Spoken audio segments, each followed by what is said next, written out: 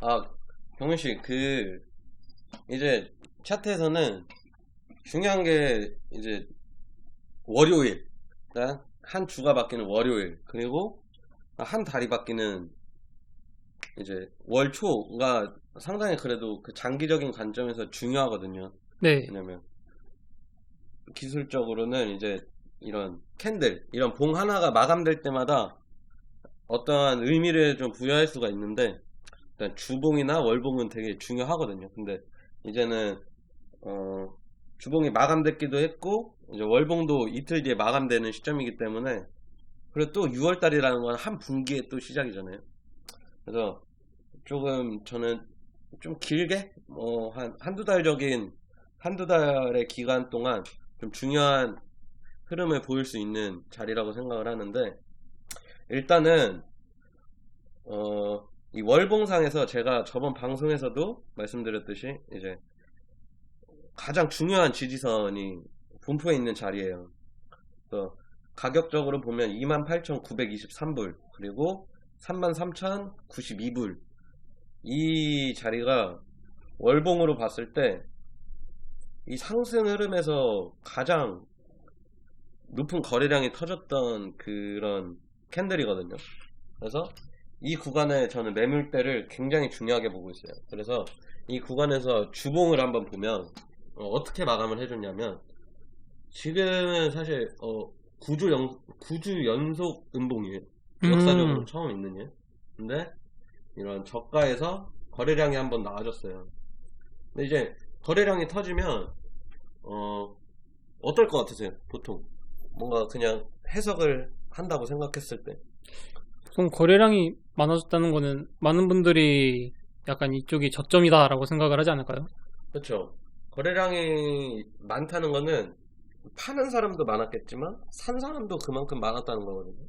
그러면 이 고점에서는 이제 오히려, 그러니까 또 이제 신기한 게, 고점에서 이제 크게 올라줬을 때 이 하락하면은 거래량이 더 크게 터지는 경우가 많아요. 왜냐하면은 투자 심리가 그만큼, 올라갔다가 살짝 떨어진다는 거는 어쨌든 투자 심리가 되게 좋았던 시점에서는 더 사고 싶으니까 올라갈 때 더 사고 싶어지잖아요. 네, 그렇죠.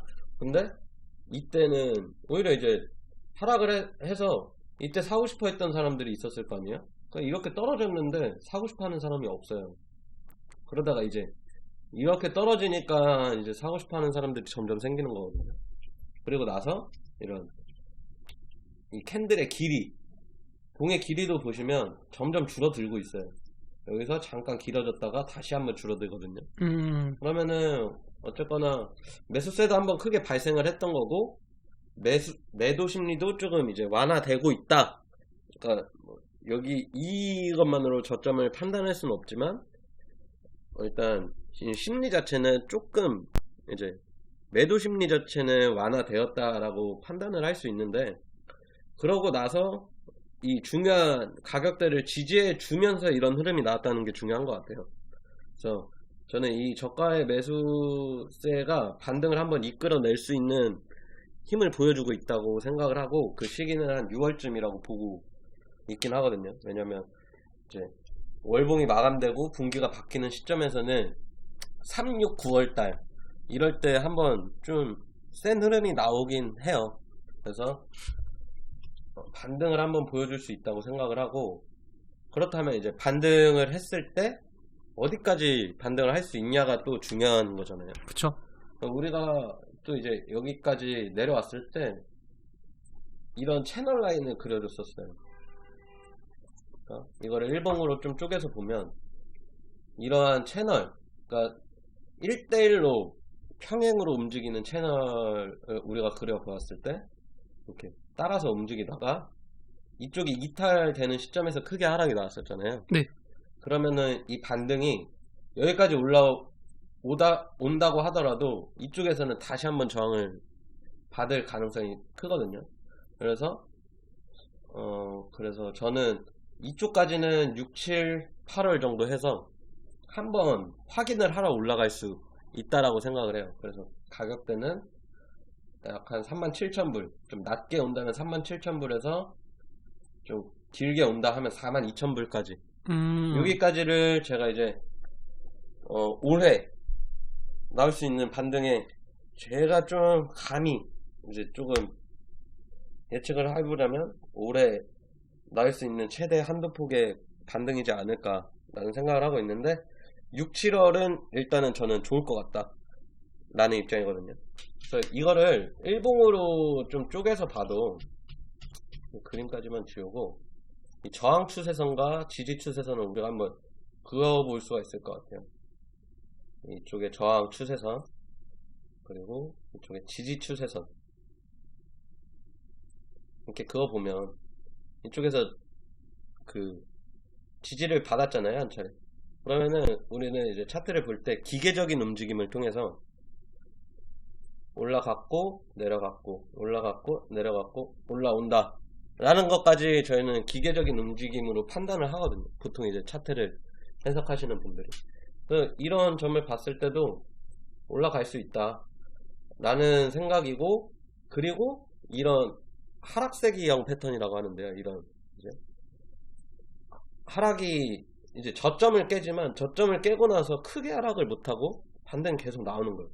이러한 게 계속 반복이 되면 오히려 매수 심리가 살아나서 이거를 위로 뚫고 반등한다라는 그런 패턴적인 관점으로 저희가 접근을 하는데, 그래서 지금 저는 이 구간에서 한번 지지를 받고 여기까지 확인, 그리고 추가적으로 6, 7, 8월에 이 돌파까지도 나올 수 있다라는 입장이긴 하거든요. 그래도 이거는 돌파하고 나서 지켜봐야 되는 시점이라 아직은 여기까지 보기에는 조금 이를 수 있고, 일단은 좀 일봉이나 주봉 관점에서 볼 때 이 구간까지, 이 추세선 구간까지는 한번 노려볼 수 있을 것 같아요.